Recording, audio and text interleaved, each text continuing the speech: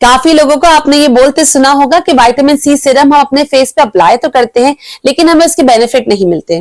तो आज की इस वीडियो में मैं डॉक्टर मदिया भायानी 5 ऐसी मिस्टेक्स आपको बताने जा रही हूँ जो कि हम विटामिन सी सीरम यूज करते वक्त करते हैं। साथ ही साथ मैं आपको बताऊंगी कि घर बैठे बैठे आप विटामिन सी सीरम कैसे बना सकते हैं अपनी स्किन के टाइप के मुताबिक। और थर्डली हम डिस्कस करेंगे कि क्या विटामिन सी सीरम आपको दिन में यानी एएम में अप्लाई करना चाहिए या रात में यानी पीएम में अप्लाई करना चाहिए। तो चलते हैं, देखते हैं ऐसी कौन सी मिस्टेक्स है जो कि हम विटामिन सी सीरम यूज करते वक्त करते हैं। नंबर 1 मिस्टेक इज कि हम विटामिन सी सीरम यूज कर रहे हैं अपनी एक्टिव एक्नी के ऊपर।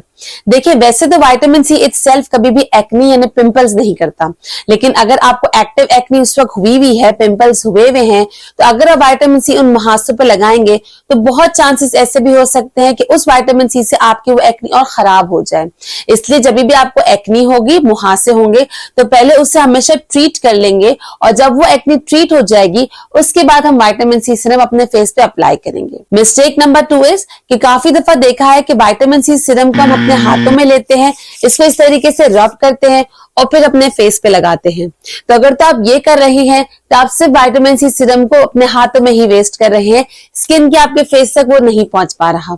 तो जब भी आप चाहें कि विटामिन सी सीरम अपने फेस पे अप्लाई करें तो थोड़ा सा लेकर अपने फेस पे डॉट डॉट करके लगा ले और फिर उसको रब कीजिए। उससे आपके फेस पे इसके ज्यादा इफेक्ट होंगे और आपको ज्यादा बेनिफिट होने वाला है। मिस्टेक नंबर 3 इज कि हम ऐसे विटामिन सी सीरम यूज करते हैं जो हमारी स्किन टाइप के रिलेटेड नहीं होते।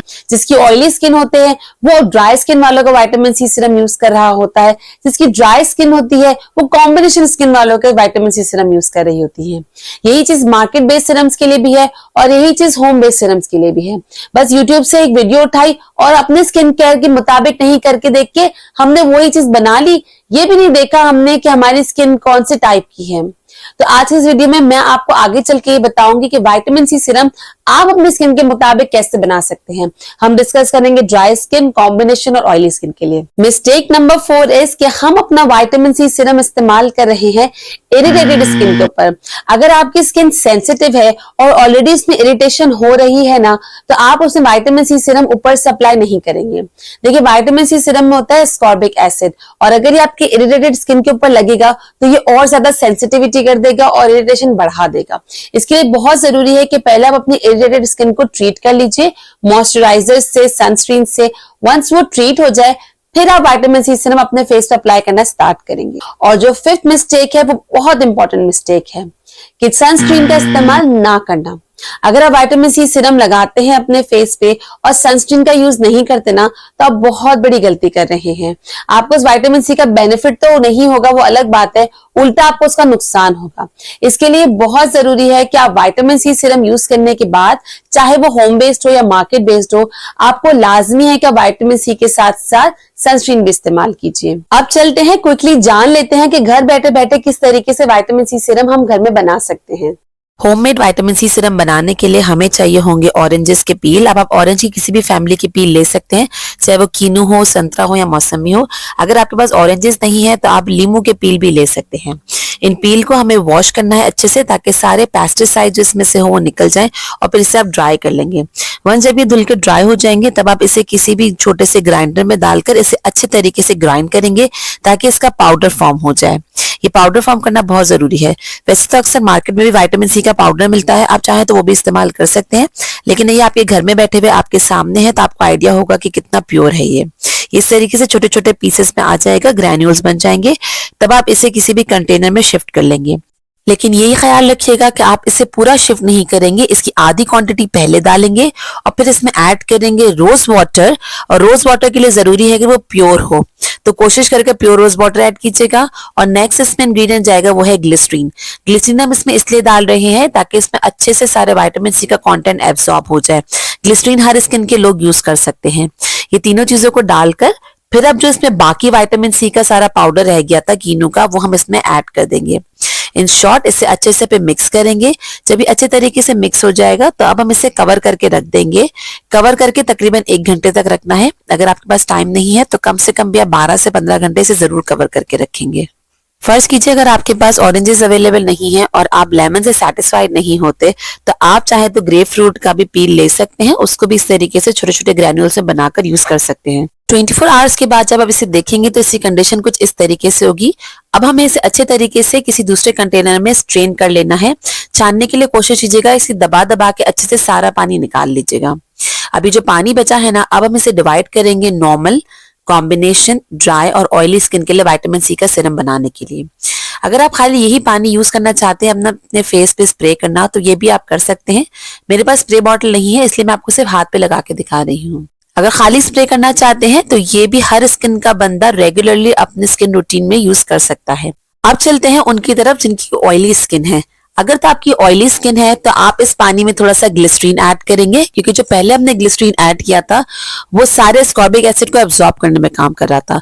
अब इस वाटर में ग्लिसरीन ऐड करने का मकसद ये होगा कि आपके वाटर में मॉइस्चराइजेशन को बरकरार रखेगा और आपकी स्किन को बहुत ज्यादा ऑयली नहीं करेगा। अगर आपकी कॉम्बिनेशन स्किन है तो आप इसमें ग्लिसरीन के साथ साथ एलोवेरा जेल ऐड करेंगे। थोड़ा ही एलोवेरा जेल ऐड करेंगे। यहाँ पर इसका मकसद कंसिस्टेंसी चेंज करना नहीं है, यहाँ पे सिर्फ मकसद यह है कि जेल फॉर्म में आ जाए ताकि कॉम्बिनेशन स्किन और ऑयली स्किन के लिए बहुत जबरदस्त ये बन जाए। तो ऑयली स्किन और कॉम्बिनेशन स्किन के लिए तो हो गया। अब हम जानते हैं कि ड्राई स्किन वाले इसमें क्या ऐड करेंगे। अगर तो आपकी ड्राई स्किन है तो आप इस पानी में ग्लिसरीन, एलोवेरा जेल और साथ ही साथ फिर आप ऑयल ऐड करेंगे। मैंने यहाँ पर एलमंड ऑयल ऐड किया है। आप चाहें तो एलमंड या जोजोबा ऑयल या ऑलिव ऑयल, जो भी ऑयल आप अपनी स्किन के लिए यूज करते हैं वो इस्तेमाल कर सकते हैं। अब क्योंकि ये ऑयल है और वाटर है तो ये अच्छे से मिक्स नहीं होगा। ट्राई करें जितना अच्छे से मिक्स हो सके, अदरवाइज जब भी इसको यूज करेंगे तो पहले हमेशा कंटेनर को शेक करेंगे और फिर इसे इस्तेमाल करेंगे। तो आपने देख लिया किस तरीके से हमने ड्राई, कॉम्बिनेशन और ऑयली स्किन वालों के लिए डिफरेंट इंग्रेडिएंट से डिफरेंट तरीके से अच्छा सा विटामिन सी सीरम घर बैठे बनाया है। अब बात करते हैं कि क्या ये विटामिन सी आपको मॉर्निंग में इस्तेमाल करना चाहिए या नाइट में। आप दोनों जगह इस्तेमाल कर सकते हैं, लेकिन मॉर्निंग में वो लोग इस्तेमाल करेंगे जो कि ये विटामिन सी सीरम इस्तेमाल कर रहे हैं जो कि कम कंसंट्रेशन का है। अगर हम मार्केट बेस की बात करें तो अगर वो 5 to 10% का है, या अगर आप होममेड बना रहे हैं तो भी आप मॉर्निंग में इस्तेमाल कर सकते हैं। और नाइट में वो लोग इस्तेमाल करेंगे जो ज्यादा पोटेंट विटामिन सी यूज करते हैं, जैसे कि 20% विटामिन सी या होम बेस वाला भी आप दोनों टाइम कर सकते हैं, मॉर्निंग भी और नाइट। मॉर्निंग में वो लोग इस्तेमाल करेंगे जो कि अपने स्किन पे ब्राइटनिंग इफेक्ट चाहते हैं, और नाइट यानी पीएम में वो लोग इस्तेमाल करेंगे जो कि अपने डार्क स्पॉट्स को ट्रीट करना चाहते हैं। इसके अलावा मॉर्निंग में वो लोग इस्तेमाल करेंगे विटामिन सी जो कि रात में एक्टिव्स यानी कि रेटिनॉल यूज कर रहे हैं। अगर आप रात में रेटिनॉल यूज नहीं करते तो फिर आप ये विटामिन सी सीरम रात में अप्लाई कर सकते हैं। और अगर आपकी सेंसिटिव स्किन है ना तो आप इसे पीएम यानी शाम या रात में ही अप्लाई करेंगे, दिन में अप्लाई नहीं करेंगे।